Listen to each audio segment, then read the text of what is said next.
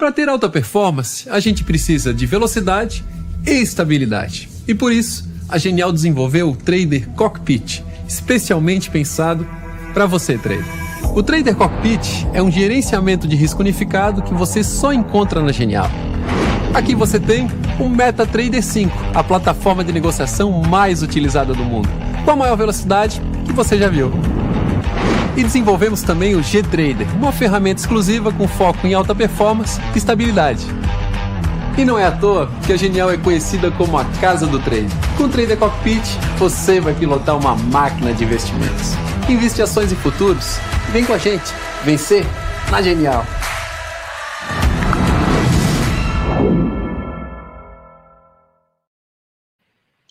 Boa tarde, pessoal. Boa tarde, sejam muito bem-vindos e bem-vindas ao nosso canal do YouTube e também à Conversa Aberta de hoje. Aqui nesse programa, toda terça e quinta, vocês têm a oportunidade de conversar com CEOs, CFOs e executivos de empresas de capital aberto, ou seja, empresas nas quais vocês podem ser sócios. E antes de apresentar essa dupla que está aqui comigo hoje, eu já quero pedir para você se inscrever no canal se não for inscrito, ativar as notificações aqui no sininho e dar o like aqui nesse vídeo, que isso ajuda bastante a gente.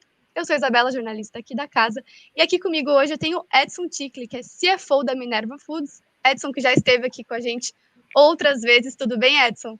Tudo bem, bom dia. Prazer estar com vocês de novo, Isabela. Super prazer receber você aqui novamente no nosso canal. E também aqui comigo hoje eu tenho o Adriano. Adriano Castro é analista de research aqui da Genial. Tudo bem, Adriano? Tudo bem, Isabela? Tudo certo. Maravilha. O Adriano que vai tocar essa conversa aqui com o Edson. Eu vou sair aqui então um pouquinho para os meninos baterem esse papo, mas depois no final eu volto. Então, se vocês tiverem qualquer pergunta, mandem aqui no chat, que no finalzinho eu repasso aqui para os meninos. Então, Adriano e Edson estão com vocês então, e mais tarde eu volto aqui para repassar as perguntas se a gente tiver.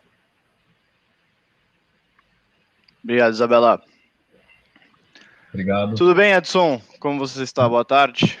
Tudo bom, Adriano? Boa tarde. Bom, vamos aqui direto para as perguntas. A gente viu aqui que vocês divulgaram os resultados do primeiro trimestre, né, de 2021. Os números que vocês reportaram foram acima do consenso de mercado, acima das expectativas. Teve crescimento no volume de abates, de receita, entre outros recordes que vocês bateram. Mas a gente viu aí também uma pequena queda no lucro e na margem EBITDA da empresa, né? Você pode elaborar um pouco nesse ponto?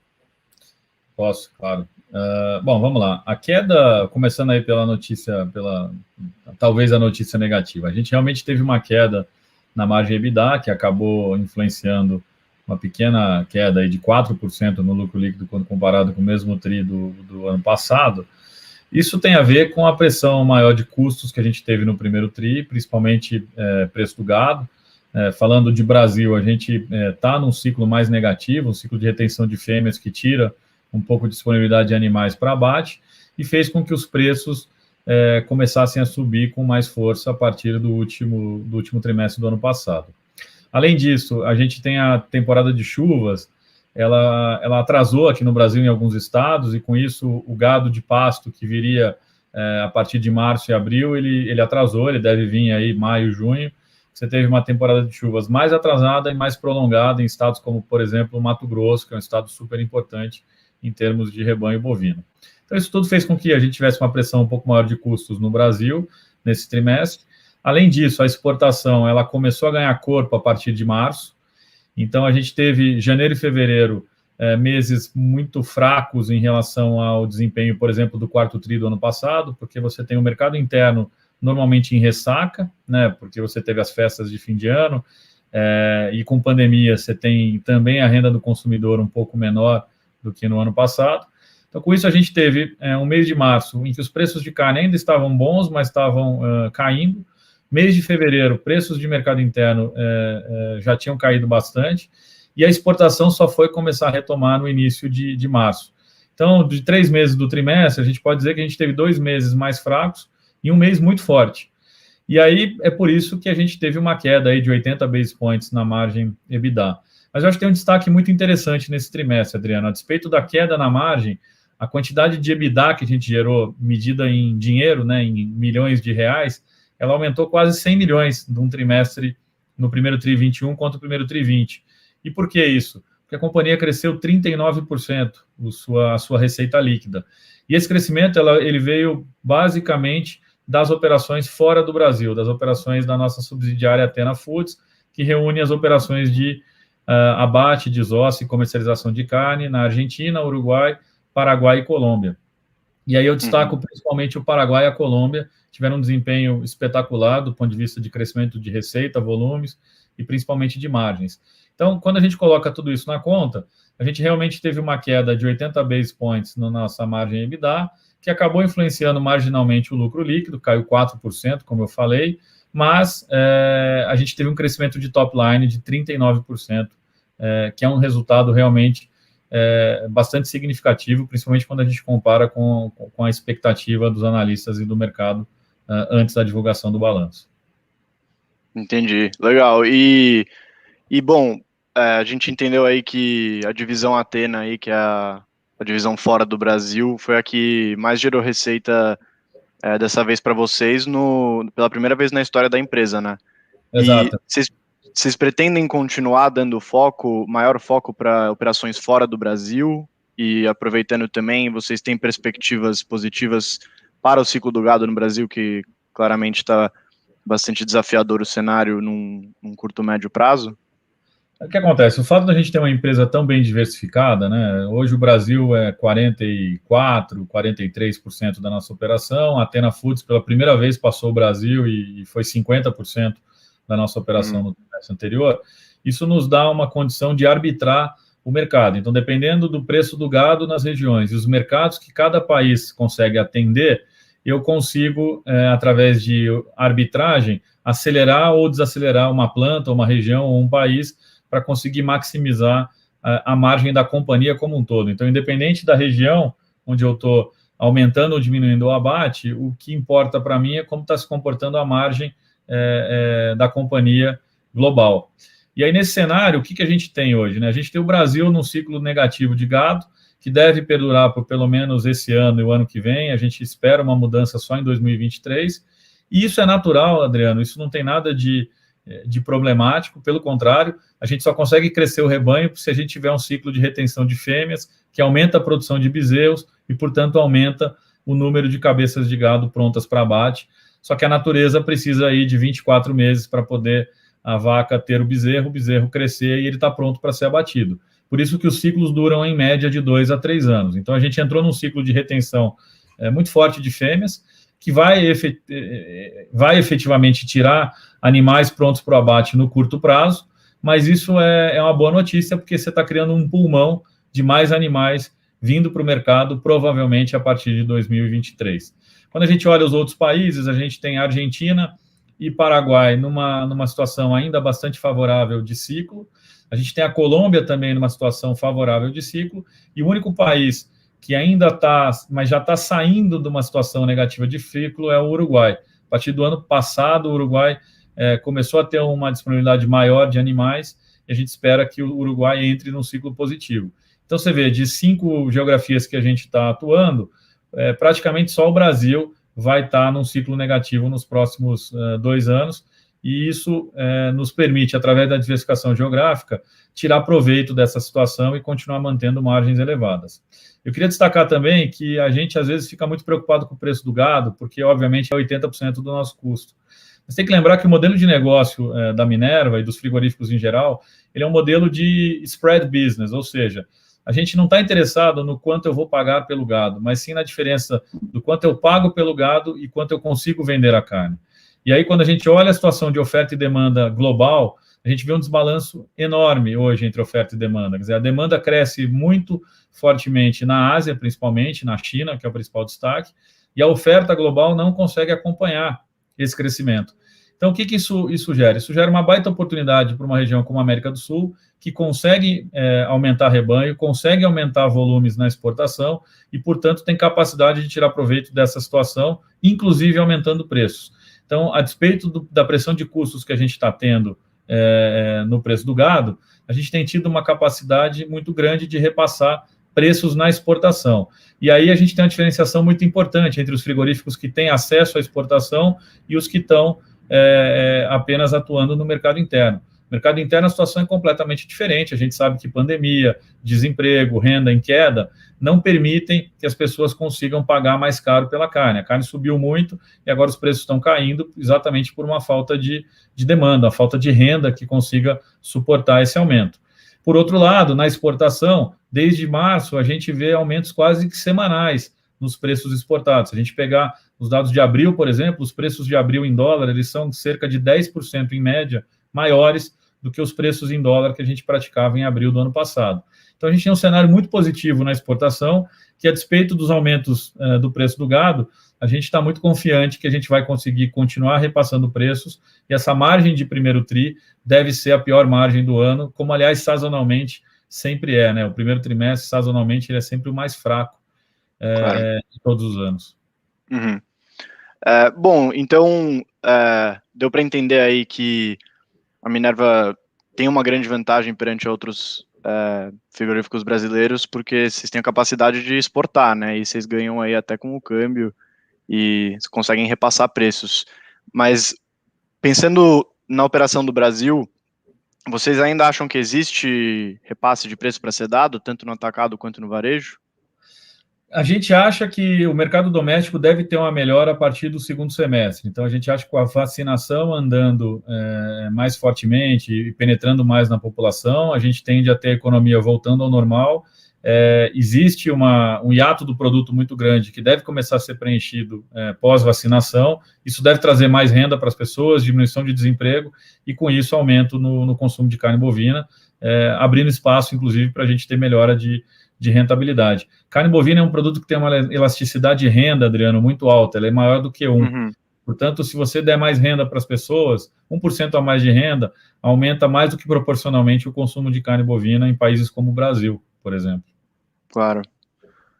E, bom, também vocês reportaram aí nos resultados que a utilização da capacidade instalada foi a mais baixa dos últimos trimestres, né? Inclusive do que qualquer trimestre de 2020.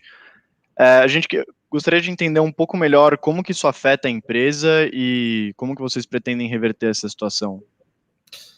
Então, quando a gente fala de utilização de capacidade, a gente tem que dividir Brasil e Athena, né? A Athena está claramente num processo de ocupação da capacidade, os volumes estão crescendo com bastante força.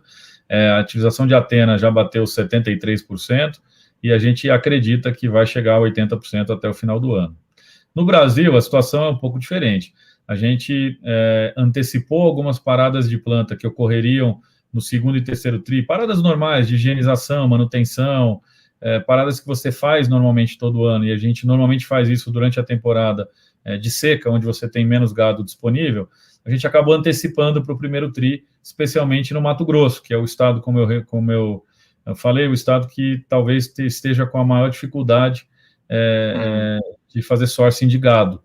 E aí isso acabou afetando a utilização de capacidade. Então, por isso que no Brasil ela ficou em 63%, mas a gente acha que esse número vai aumentar ao longo dos trimestres, principalmente com esse cenário que a gente tem de economia mais pujante a partir do segundo semestre do ano. A ideia da companhia é operar perto de 80% em média. Então, provavelmente a Athena Foods chega em 80% até o final do ano. O Brasil deve levar pelo menos 5 ou 6 trimestres para poder chegar nesse patamar de 80%. Legal, bom. E Edson, vocês falaram um pouco aí, já comentou um pouco da importância da China, né, que é o principal driver da empresa, lá das exportações, que é a parte mais forte da empresa. Vocês entendem que a demanda da China deve continuar muito forte no curto, médio e longo prazo? Quais as perspectivas para a economia chinesa que vocês têm? A China é interessante. A China ela não era um importador relevante, né? E desde 2015 e 2016 ela começou a ganhar protagonismo. Ela abriu o mercado do país, da China continental, a partir de 2018, 2019, para a América do Sul. E aí ela passou a ser o principal mercado para esses países. Eu estou falando de Brasil, basicamente Brasil, Argentina e Uruguai. A China, ela é um caso de crescimento de migração de população de classes mais baixas para a classe média, e com isso as pessoas migram de proteínas mais simples para proteínas mais nobres, como a carne bovina. O interessante é que você deve ter uma migração de mais 300 milhões de chineses nos próximos 5 anos, saindo de proteína vegetal e indo para proteína animal, principalmente proteína vermelha, carne bovina. Então, você tem um crescimento contratado enorme. Agora, mais do que isso, a gente teve um catalista muito importante desde 2019, 2020, que foi a febre suína. A febre suína, ela contaminou o rebanho de porcos da China, que é metade do rebanho mundial, é o maior rebanho do mundo. Estima-se que até 70% do rebanho tenha sido sacrificado, mas ao longo de 2020, a China veio recompondo o seu rebanho. Ela deve estar hoje com 80% do que foi, mas você voltou a ter focos bastante importantes de doença naquele país. Não é à toa que os preços de carne bovina no mercado local não param de subir, e os preços de carne suína eles estão contidos, porque normalmente quando você tem uma piora da doença, os fazendeiros eles descartam muito rápido as matrizes e os animais, e isso acaba botando pressão no preço interno. Então, o fato do preço não estar subindo é mais um indicativo de que provavelmente você está aumentando o volume de abate, você está descartando animais, porque você está com medo da epidemia se alastrar pelo país. Isso tudo dito, o que aconteceu, né? Esse surto de gripe suína fez com que o crescimento que ocorreria provavelmente em 5 anos, ele se deu em 2 anos. Então, ele atuou como um catalista, e é por isso que a gente teve um crescimento espetacular das exportações de carne bovina para a China nos anos de 2019, 2020, e isso está acontecendo de novo no ano de 2021. Então, eu costumo dizer o seguinte, a gente tem um pano de fundo estrutural que é o aumento da classe média na China, um processo de urbanização ainda ocorrendo, e uma mudança de hábitos, uma ocidentalização de hábitos naquele país. Eu lembro que cada loja de McDonald's e Burger King que você abre na China implica dizer que você vai vender mais hambúrgueres, e para isso você precisa importar mais carne bovina para poder servir esse pessoal. Então, a China, sem sombra de dúvida, vai continuar sendo o mercado de maior crescimento, o mercado onde a gente vai ter a maior capacidade de aumentar preços e aumentar volumes no curto, médio e no longo prazo, porque eu não vejo outro país no mundo com esses fundamentos que vão implicar nessa dinâmica tão positiva de crescimento de consumo de carne bovina. Claro, perdão, teve um erro aqui na comunicação da conexão que eu tive. Mas, enfim, você chegou a comentar da peste suína africana? Eu perdi um pouquinho aí do... Acabei de comentar, acabei de falar exatamente da peste suína africana, que ela fez com que o crescimento aumentasse muito em 2019 e 2020, mas era um crescimento que a gente já esperava, e o que a ASF fez foi catalisar, foi antecipar um crescimento de 5 anos, acabou ocorrendo em 2 anos. Como a gente está tendo mais focos lá de peste suína africana naquele país, provavelmente a gente vai ter mais uma onda de crescimento mais forte 2021, talvez 2022, mas isso não muda o fundamento, né? O que eu disse é que o fundamento da China ele é muito positivo, e o que essas doenças, como a ESF fazem, elas apenas catalisam um crescimento que se daria em 5 anos, ele acaba ocorrendo em 2 anos. Entendi. E vocês continuam monitorando novos casos da ASF? Existem novas notícias, notificações que ainda estejam impactando a China? Sim, eu comentei se você tinha caído, mas a gente está vendo um recrudescimento da epidemia lá na China. Isso está fazendo com que os fazendeiros abatam mais os porcos, e por isso que o preço de porco não está subindo. Por outro lado, o preço de carne bovina não para de subir. Legal. E aí, quanto à relação de Brasil e China, vocês têm alguma preocupação com possíveis restrições de comércio entre o Brasil e a China, ou, de repente, da China dar preferência para os Estados Unidos? Assim, claro que a parte diplomática ela é importantíssima, né? Normalmente as barreiras comerciais elas não são sanitárias, elas são diplomáticas, efetivamente. Mas a gente acha que no setor de carne bovina, a China não tem muitas alternativas, né? Você não tem outros países que produzem volume como o Brasil, Argentina, Uruguai, América do Sul como um todo, mas principalmente o Brasil, no preço que esses países produzem e com a capacidade de exportação que a gente tem. Os Estados Unidos, ele é um dos maiores produtores de carne bovina do mundo, mas é o maior consumidor também. Então, o excedente exportável é muito pequeno. E, além disso, o preço da carne é muito mais alto, né? Se você comparar hoje o preço da carne nos Estados Unidos com o preço da carne na América do Sul, existe um gap de mais ou menos 30% a 35%. Então, a gente tem uma competitividade de preço e a gente tem uma capacidade de aumentar o volume que nenhuma outra região do mundo tem. Legal, muito bom. Bom, acho que a gente tem algumas perguntas aqui da plateia que está assistindo. Vou chamar a Isabela aí para fazer as perguntas do público. Maravilha, obrigada, pessoal. A gente tem aqui algumas perguntas, então. A pergunta do André Moreira. Edson, como um possível recuo do dólar para patamares de 4,50 afetaria o resultado da Minerva? Então, a gente tem como é que a gente define a nossa margem e, portanto, o nosso resultado, né? A gente tem uma reunião de caixa diária, que a gente chama de Beef Desk, onde a gente olha os 3 principais geradores de valor da companhia, que são basicamente 3, é muito simples. É o preço da carne, que é 100% da nossa receita, o preço do boi, que impacta 80% do custo, e o câmbio, a taxa de câmbio, que impacta hoje 70% da nossa receita. Então, semanalmente a gente roda, dados esses parâmetros, qual é o breakdown ótimo para nós de exportação. Então, se o câmbio apreciar muito, muito provavelmente a gente vai vender mais produtos no mercado interno do que na exportação, porque vai fazer mais sentido fazer isso. E mesmo na exportação, o que a gente faz, a gente trava a margem através das travas cambiais. Então, normalmente a gente estica as travas até 2, 3 meses, de forma a garantir nossas margens. Depois disso, o que acontece é a renegociação dos preços. Então, se o câmbio apreciar muito e vier para um patamar em que as margens não compensam, os clientes lá fora, para continuar recebendo carne, vão ter que pagar mais caro em dólar. Então, é um processo natural. Como a gente tem um grande desbalanceamento de oferta e demanda de carne no mundo, a gente tem um poder de barganha muito maior do que a gente tinha, talvez, há 5, 6 anos atrás. Então, isso nos dá uma confiança enorme de que a gente vai conseguir subir os preços em dólar de tal forma que vão compensar qualquer efeito de apreciação cambial no nosso resultado. Maravilha, Edson. E também uma pergunta aqui do André, sobre hedges. O Ticli poderia explanar mais o manejo desse mecanismo? O hedge é feito no câmbio ou na matéria-prima? Contrato futuro de boi gordo. O hedge é feito nas 3 variáveis que afetam o nosso resultado. Então, o Beef Desk, que é essa reunião diária de caixa, ela tem por objetivo travar os 3 riscos. Travar significa fazer hedge, de forma que a gente possa proteger as margens da operação.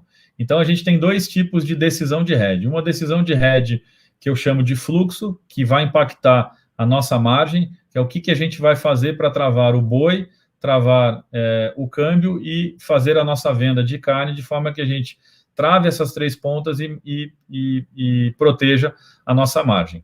No hedge de fluxo, a gente sim opera a commodity, a gente opera o câmbio de forma a travar a margem. Quando a gente fala de hedge de balanço, de estrutura de capital, aí sim eu estou falando só de moeda.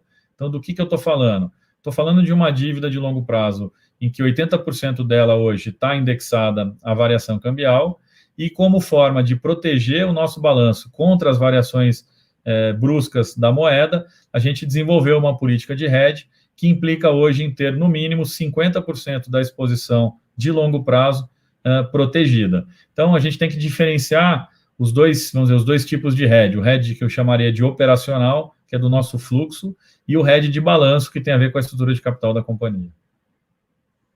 Maravilha, obrigada, Edson. A gente tem mais algumas perguntinhas aqui. Vou pegar a pergunta do Túlio. Boa tarde. A Minerva considera fazer movimentos de M&A no Brasil, já que muitos frigoríficos locais estão com dificuldades, ou pela Athena Foods, já que a capacidade instalada já está bem alta? Não, a resposta é no Brasil não. A gente tem um parque industrial que a gente considera adequado para poder continuar operando no Brasil. A gente tem plantas que são benchmark em todos os estados onde a gente opera. Na América do Sul, O nosso foco é crescer na Colômbia. A gente fez uma aquisição de uma planta na Colômbia em setembro. Com isso, a gente dobrou a nossa capacidade de abate.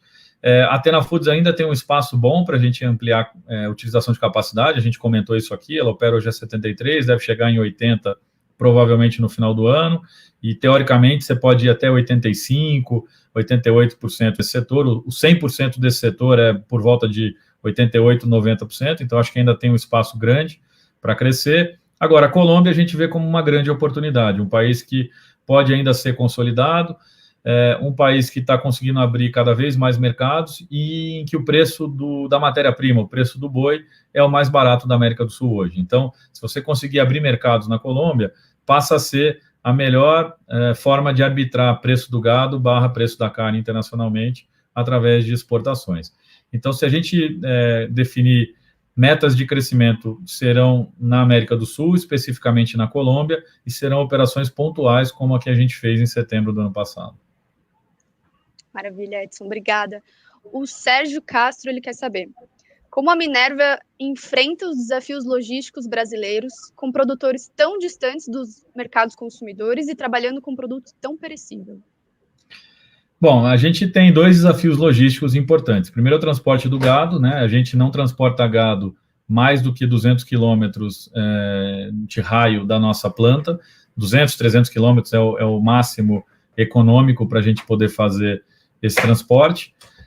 E aí a gente tem o desafio de, depois que produz a carne, como é que a gente coloca a carne, seja nos mercados locais, seja nos portos para exportação. O desafio logístico no Brasil está muito mais relacionado ao custo, né? Como a infraestrutura ela não é de primeira linha, você acaba tendo um custo sensivelmente maior do que em outros países e em outros concorrentes.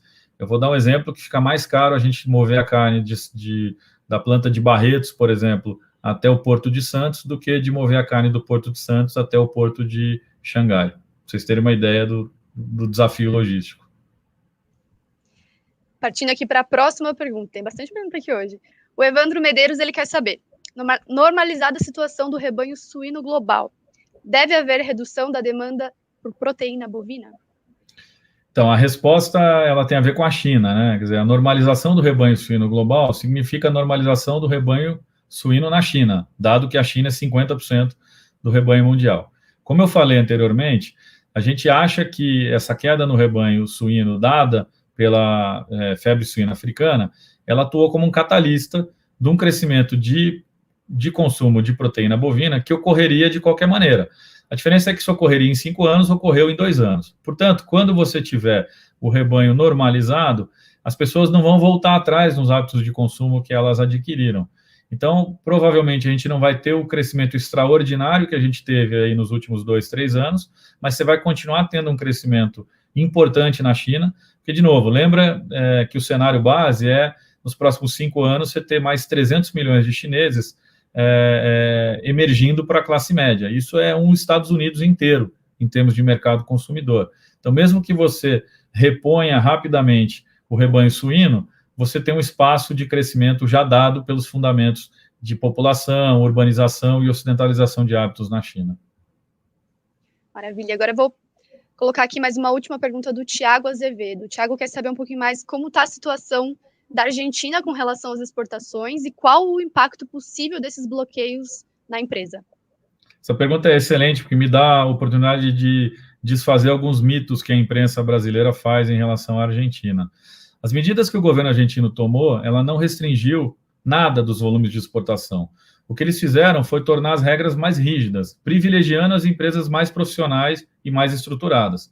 Então, por exemplo, eles baixaram uma regra que você não pode exportar se você não for dono de uma planta. O que alguns argentinos estavam fazendo? Alugando plantas e fazendo prestação de serviço para poder fazer exportação. Com isso, você tira volumes do mercado local através de empresas que, teoricamente, não estão preparadas para fazer exportação. Então, é uma medida super bem-vinda, porque ela torna o clube de exportadores ainda mais restrito e acaba privilegiando empresas que estão bem estruturadas, que estão profissionalizadas e que têm o seu próprio parque industrial para continuar exportando. Então, essa foi a primeira medida que a empresa brasileira chamou de restrição nas exportações. Não foi bem uma restrição, foi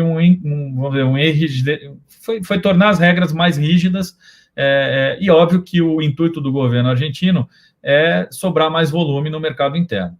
Segunda regra importante que eles fizeram foi relacionado às empresas que exportam e que não estavam cumprindo com a legislação cambial. Essas empresas foram suspensas ou até mesmo banidas da exportação.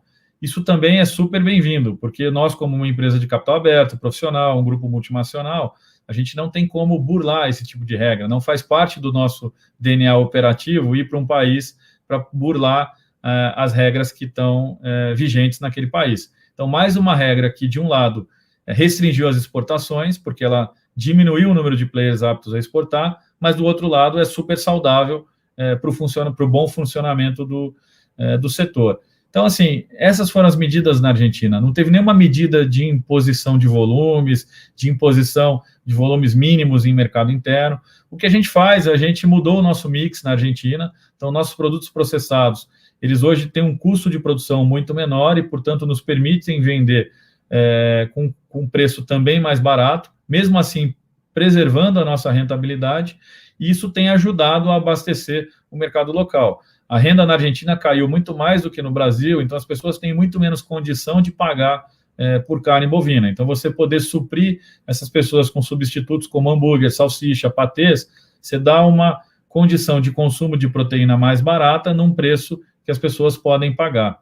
Então, esse é o cenário da Argentina hoje.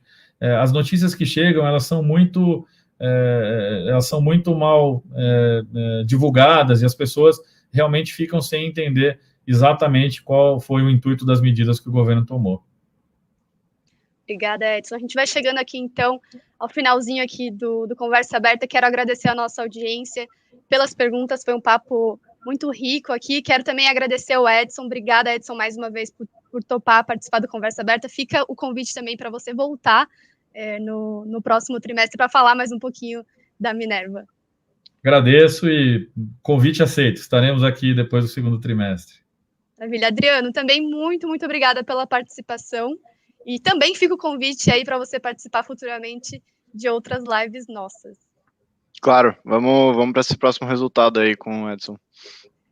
Maravilha. Pessoal, e continue aqui acompanhando, então, nosso canal do YouTube, que tem muito conteúdo legal pela frente. Daqui a pouco, 13h, a gente tem resumo da manhã com Motinha, a gente tem fechamento de mercado, que fundo é esse? Tem estreia aqui no canal também, Genial Analisa, às 19h.